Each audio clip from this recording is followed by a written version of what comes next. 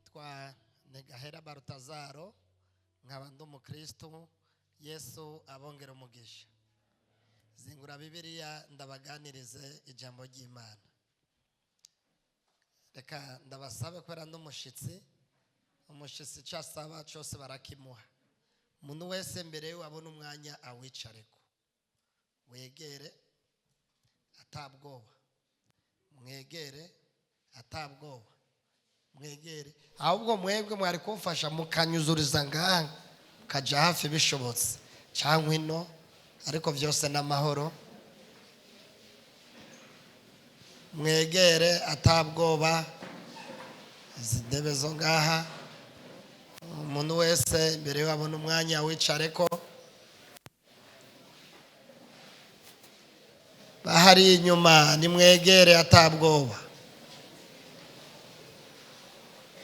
Umuntu wese mbere yuwe abona hari umwanya awicareko. Murakoze. Zingura Bibiliya tusome kitabo cha Zaburi. Umusomyi wa Bibiliya abe hafi adusomere Zaburi y'Ijana na 18 ku murongo wa mbere. Usomyi wa Bibiliya bamuhe akameze nkaka asome. Zaburi 108 ku murongo wa mbere. Wahabonye avyaguruke asome.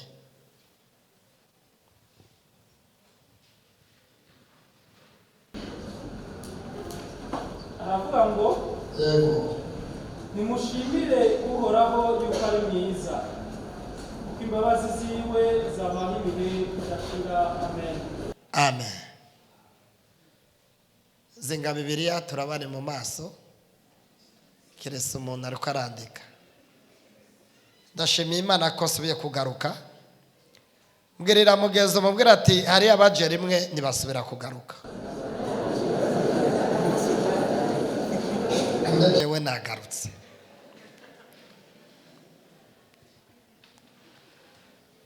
Shaka tuganire ijambo gushima.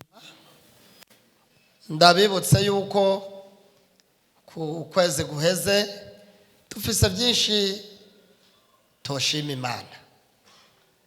Iyi Zaburi ni yande? Ndabibutse yuko Zaburi yanditswe n'abantu batandukanye. Hariyo bene Kora, kaba na Dawidi. Iyi Zaburi igituma Dawidi yayanditse yiyumvira aho Imana yamukuye naho imugejeje aca ashima Imana. Reka ndabwire ibintu bitatu yiyumviriye aca avuga iyi Zaburi. Kubera yo nzi ko nzakwigisha ndategura. Mbwirira mugezo mbwira atarategura.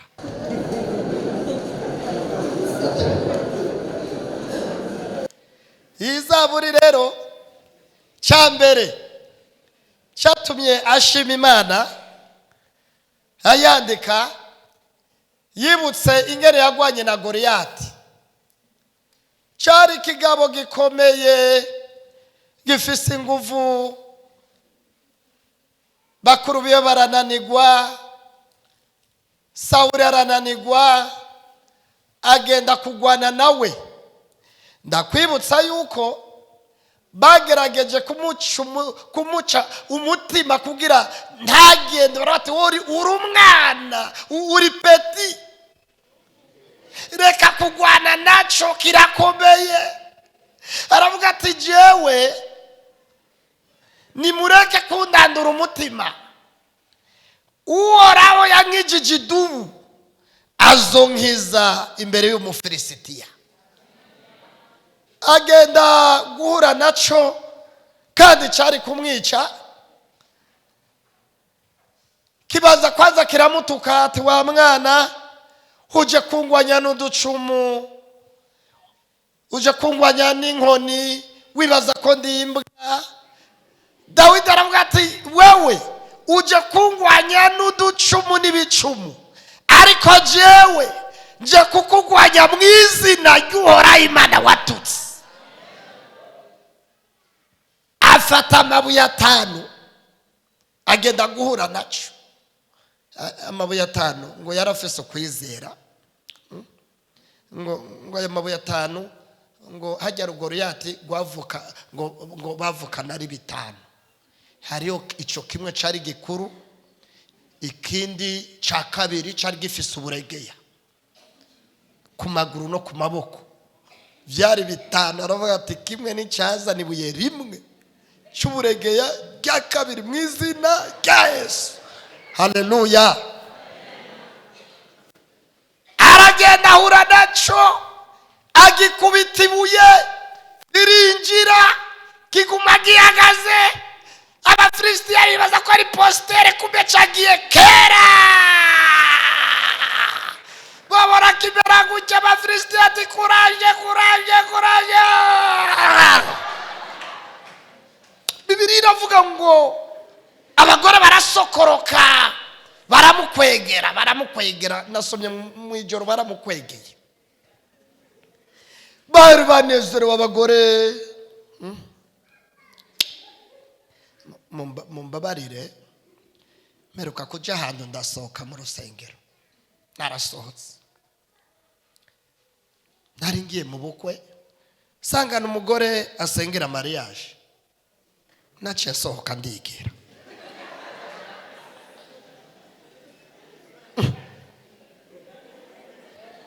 Iyo muhungu yaragowe gusengirwa n'umugore. Nimurindire nywa amazi. Ba Paulo kera bavuga ubutumwa bakabatera amabuye, ariko ubu tuvuga badutera kinji. Izo ni imbabazi z'Imana. Nimushimire Uhoraho yuko ari mwiza.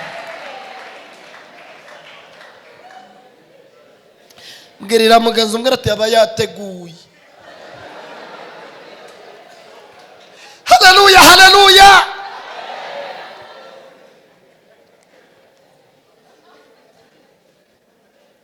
Abagore bararirimba,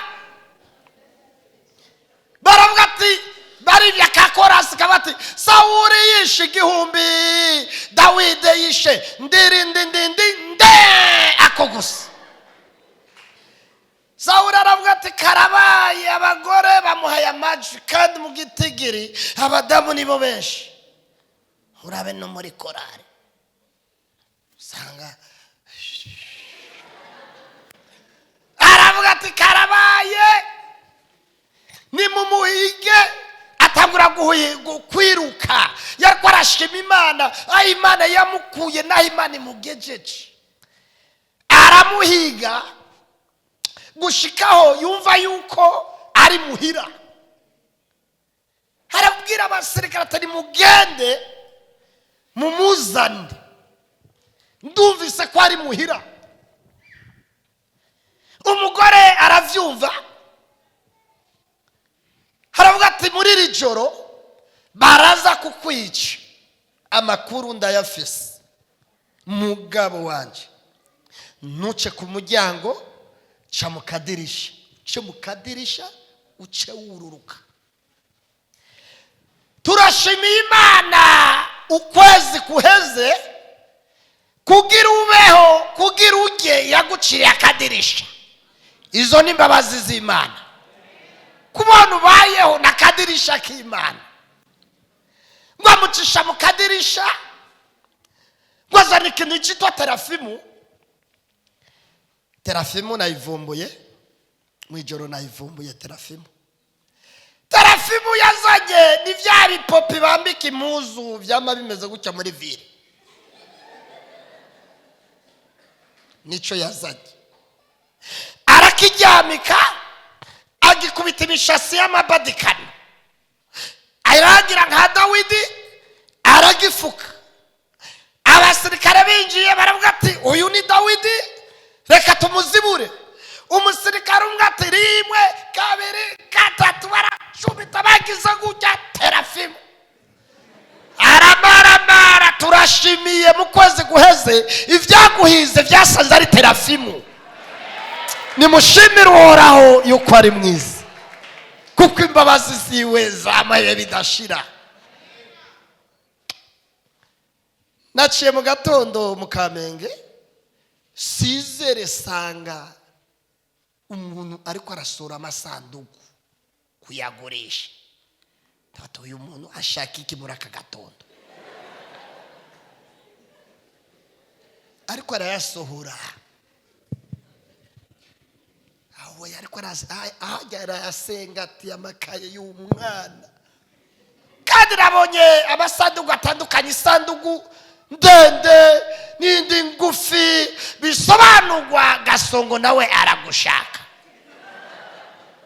Chambona n'iyindi tunganya uburebure ndati ndigiye iyo ni terafimu. Terafimu gumaho. Turashimiye Imana kubona wazirenganye, ziriya ni terafimu. Bibiri iravuga ngo amucisha mu kadirisha ngo arahunga ku bantu bayeho na kadirisha k'Imana. Hari akantu kanshikiye sanga ari akadirisha muhira na kintu twari dufise na je naco nari mfise. Ndashimiye abadami nibamenya ko umugabo abura amafaranga, naho umweretse ukaja hajya ugarutse aragusaba.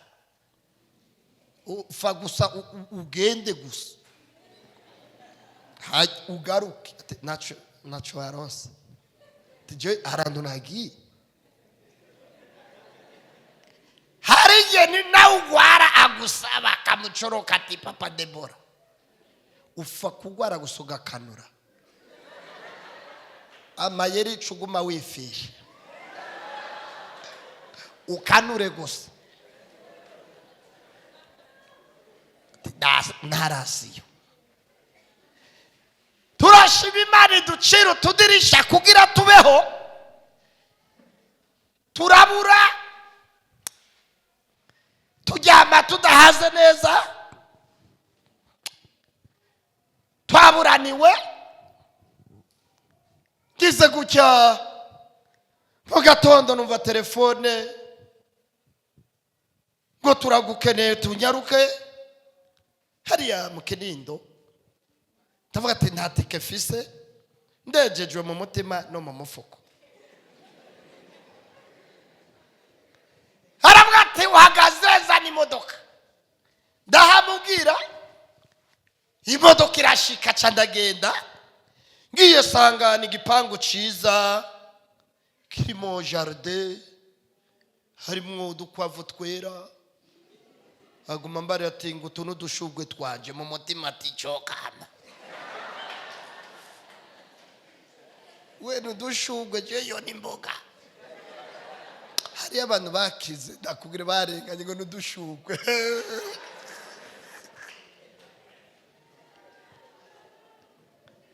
Aranyereka umusambi, sanga umugore yasohotse, sanga abana basohotse.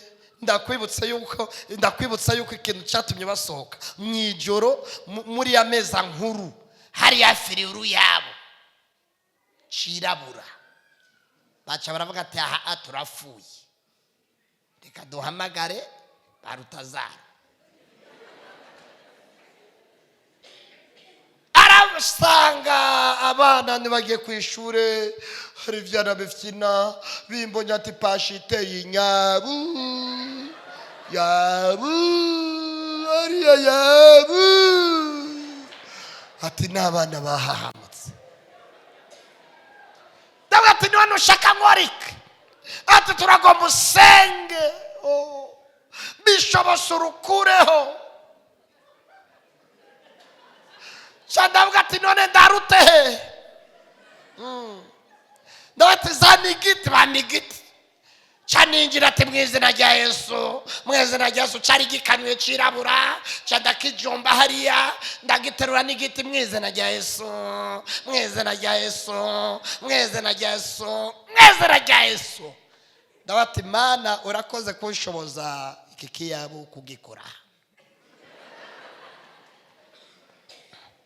mbona ubwana buranezerewe, mbona buratankunezerwa.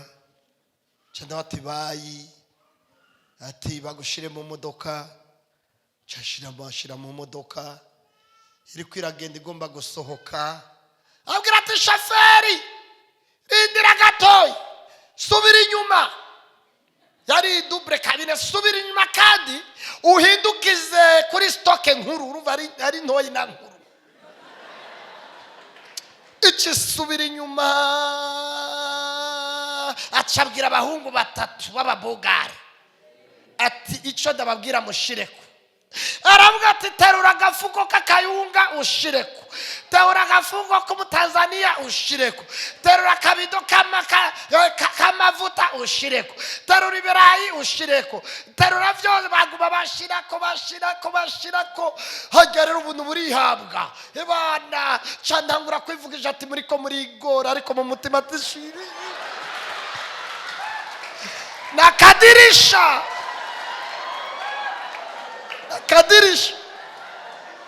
shirayo nakawugoniye ariko mu rurimi ati muriko murigora. Mani gucira kadirisha mu izina rya Yesu.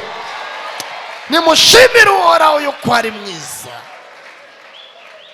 Bakubita kwifu n'ibindi barashirako indunduro ya vyose, bakubita ca kigopo cinido ya barashirako ati nico nyene nakadirisha.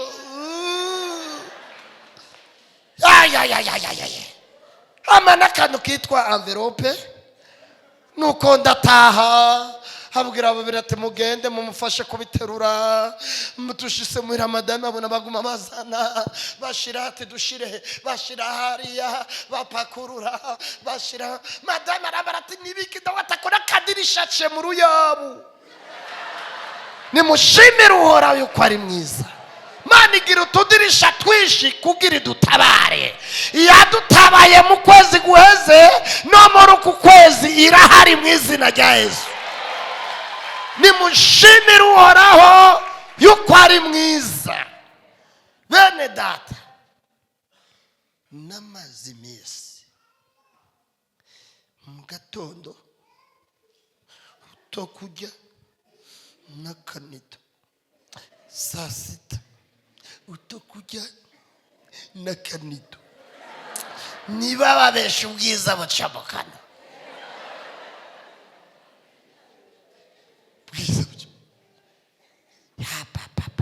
Mu kwezi kumwe nari maze kugira kabiri wamenga na karabu. Muri uwo minsi madame yambara agatenge ndikamufate, ariko mu mezi abiri yakubita igitenge Amina ikaboneka.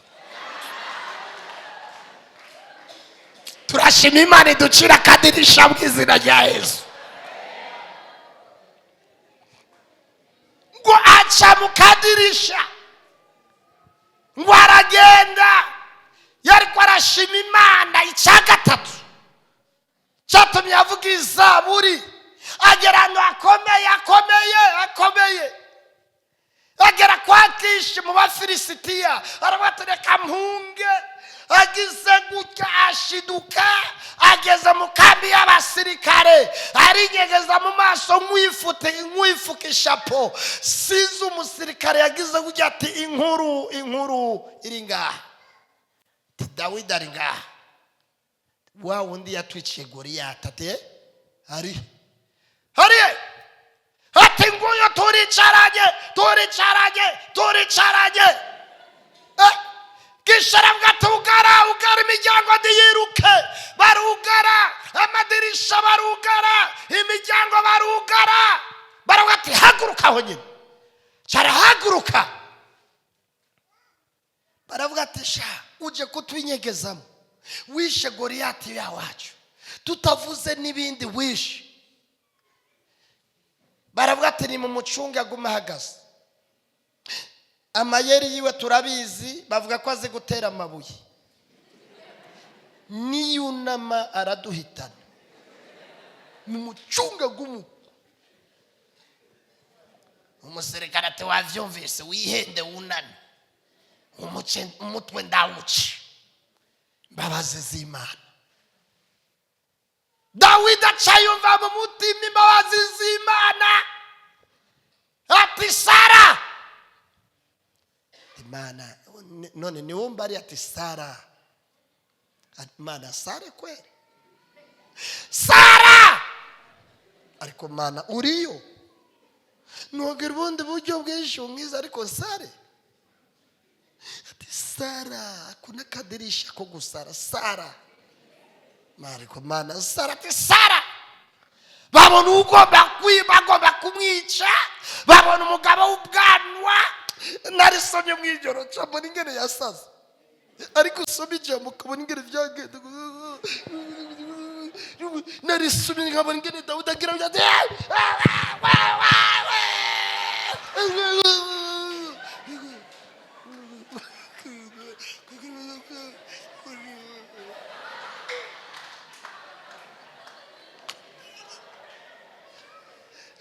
uko naribonye ingene yasara, akagira yago ya bu matu yake, kisha ati ndafuye, kisha aravuga ati kigira nibona ko cyasaze, mwabonye ko muri kigugu ko jana buzabasaze ati Sara Dawidi ati aravuga ati ugurura n'ingoga uyu n'umusazi. Yuguruye acagira tekinike y'ugusara y'imodoka,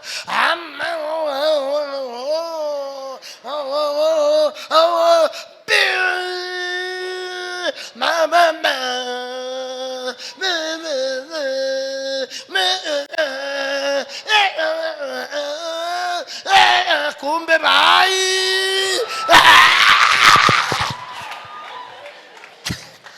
ageze kubarabara cariyanagura ati Imana tekinike y'akadirisha yo gusara. Nimushimire Uhoraho yuko ari mwiza, kuko imbabazi ziwe zama ibihe bidashira. Nimuvuga ati amina. Imbabazi z'Imana, imbabazi z'Imana yatumye izana Yesu kugira ducungure umuntu yari yononekaye. Mana iri mu ijuru ati tureme umuntu mu shusho yacu, tumureme. Iramurema, zo n'imbabazi zayo iramurema. Ivuye kurema mu nama hajya bwari butatu butagatifu, Yesu na muhemu yera n'Imana bavuye mu nama. Hari mu marayika umwe yitwa Rusofero, abona yari umuririmbyi mukuru. Abantu bavuye mu nama, ati muvuye, tuvuye mu nama yagote yo kurema umuntu, kubera iki mutantumiye? Ati nta muririmbyi aja mu bapasiteri. Uri giki? Dumuririmbyi jewe ndakomeye. Nta muririmbyi ashingira ubukwe, nta muririmbyi aja mu nama baririmbyi yaba pasiteri. Tijewe mumusize hari tisawa. Imana nta kuvugana na jewe, toka uko ubwo nyene tu hasi. Kica kirahenda yenda umugore ati jako kiraryoshe ajyako, ati niba ubikira umugabo wawe. Haragenda Adamu aje, Eva aramuzimana. Narisomye mu ijoro cyambona ingene yaririye, nawe wari kurijya ivyo umugore ari gukora, nawe wari kureke. Urazi ingene yamubwiye ati jyako, ati navyo njyako yarabitute. Umugore turabijyako navyo njyako. Umugore ati utabiriye ndarira. Ndire nturire ararijagize gutya.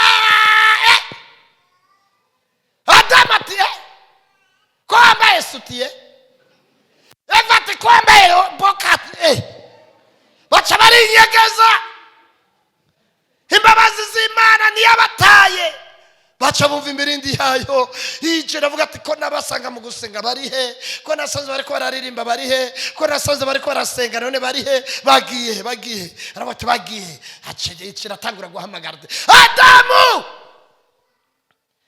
Adamu, umwe hariya n'undi hariya, Adamu, Adamu ati wa mugore yitaba. Umugore ati yahamagaye wewe,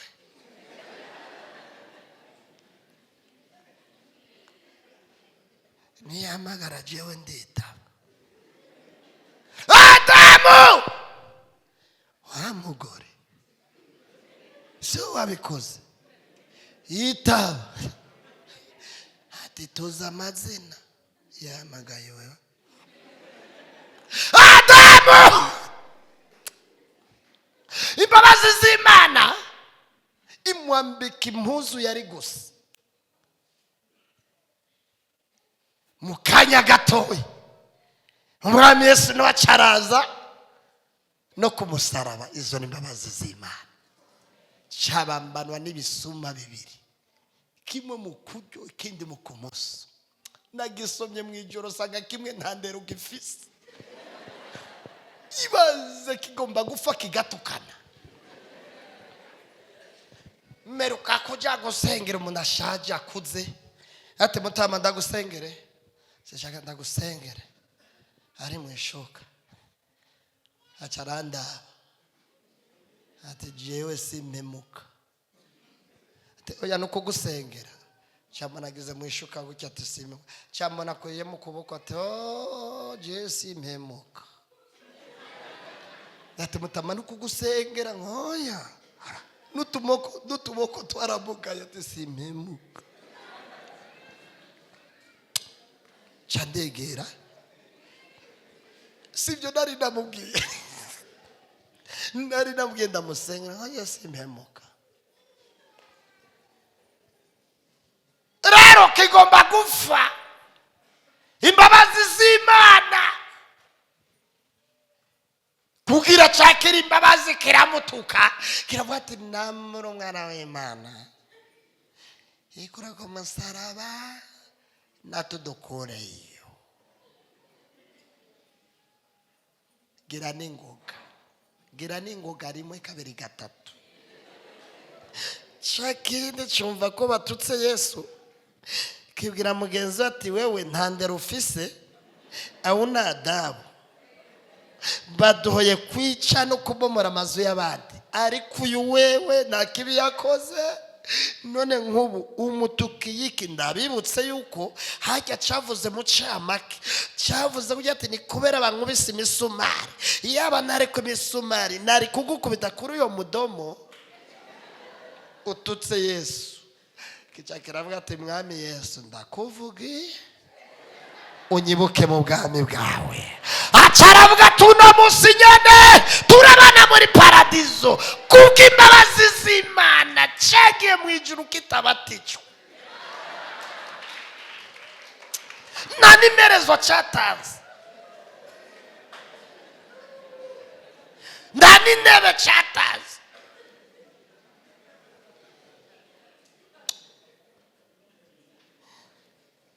Nari mfise amafaranga y'akanyama, umudamu aravuga ati ngo ntukore ko ayo y'akanyama. Ati ni kubera iki? Ngo ayo ni $10. Hanyuma ngo utagitanze ngo uburi gisuma. Nabate sawa. Ndavuga ati ndeke kwirira akabenze cyane urabona cyanja gusuma cyanza ndagatahanye ati namba nzoja mu ijoro ntazoja kubera $10. Ndavuga ati ayo mabwirizwa yo kuvuga ati babakanga ngo ndakariye rero ndakiriye niyime mona akazi kawe ngo bore kuri yiba. Ati none haragwa madame nukuri cyandamubwirira ijambo rero ati cyagiye mu ijuru kidatanze n'imerezo kubw'imbabazi z'Imana. ndabibutse yuko n'ibintu bibiri. Icyambere nico cyabaye cyambere mu nzu shasha paradiso, cyambere shasha, kubera Yesu azutse yacaje hari yugururira bera mu kanya gato baraboneka, ngo aca batwara muri paradiso basanga kirabadaraye. Abrahamu ati wageze ngaho kandi ata mwana watanze. Kiramubwira ati jewe n'imbabazi z'Imana nizeye Yesu ndashikayo. Icya kabiri, ibikorwa dukora by'Imana byose nitwashika mu ijuru, ndabibutse yuko n'amapete umwana azotwambikwa nitwashikayo. Bamwe azobambika, abamwe bambike ngaha, abandi bambike ngaha, ariko coco na pete kizo kwambara na n'igikorwa cyakoze. Tuvugisha ukuri, nicyateruye intebe, nicyakorofye, urumva ni ku musaraba gusa tunyibuke dumbu kuba imbabazi z'Imana. Kizobone ngene batwambika kubera mu ijuru atashariririyo, kigume gitwenga. Umwami yajeje kutwambika ati mwese defile, ariko cyo nikizoja imbere kizoja cisigaje inyuma. Umwami yaje imbere agumegira defile ati tuntum tuntum tuntum tuntum tuntum, nacho kizoja keje inyuma kigenda kivuga ati kazima nashisheyo, kazima nashitseya. Nimushimire Uhoraho yuko ari mwiza, kuko imbabazi zayo zamaye bidashira. Nimuvuga ati amina. Turashimiye Imana yatugaburiye mu kwezi guheze, yatugaburiye mu kwezi guheze, no muri uyu mwaka izo tugaburira. Nimuvuga ati amina. Gushima Imana ni byinshi. Kubona umaze ukwezi atamutwe ukujya no gushima Imana. Kubona ujya mu kwezi kosa imbeba nikwinjire mu kanwa, kandi twese tujyama kwishari. Abajyama bameze ujate, hariho n'abajyama bakanuye ngo kibaza ati yafuye. Imana ikarinda ibikoko ntibyinjiremwo.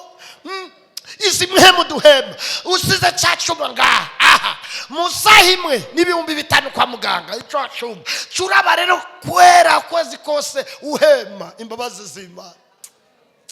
Iyo abarigiye no guma ndabarihisha, no guma mvuga tuzoruhema gushika kwa 5 zozitwara. Hogera kwa 5 abantu bose atebana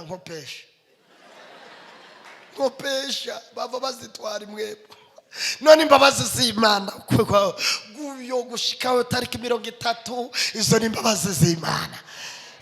Nimushimire Uhoraho, ni byinshi. kubona ujya injya zikaja mu mwanya wazo no gushima Imana. Muri mwebwe hari abafise estoma umega ni machine, naho no gushima Imana. Kubona ujya injya zose, hari abantu murongozi, hari abantu bafise estoma, ikijumbu fye, umuceri fye, umutanzania fye, umukoreya wefo fye, ikirayi fye, isombe fye, kawunga fye, igiporo. Uruba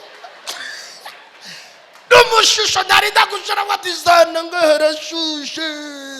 Nimushimire Uhoraho yuko ari bwiza, kuko yenda ubimuhe mutamura abingira atazogwa. Gushima ni byinshi.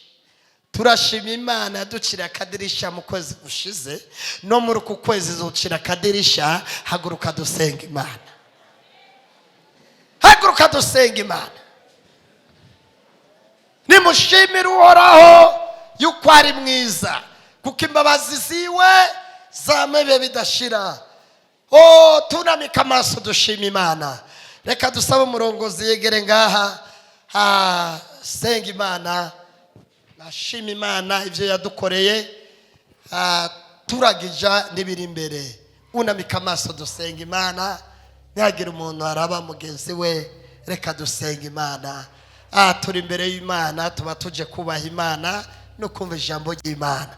Birashoboka woba uri ngaha ukaba wigeze gukizwa ugasubira inyuma, nitugenda tutarivuze, imbabazi z'Imana zamoye bidashira.